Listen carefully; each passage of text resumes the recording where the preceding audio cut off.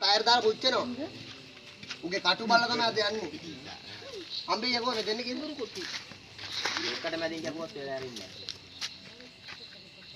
ඌට ගෙල්ලෙන්න පුළුවන් ළමයෙක් පිල්ලවා. ඉන්න කුටි යන්නේ ඉතින්.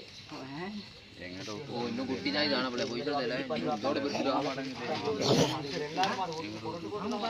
තිඩේන පාංචි ස්ටූඩියෝ පුடிச்சிරணுமா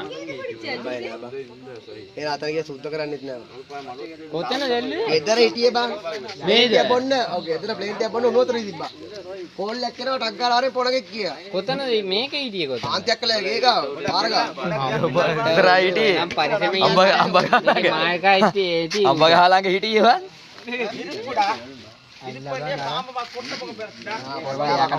මාර්ගා ඉන්නේ. வாங்க பாப்போம்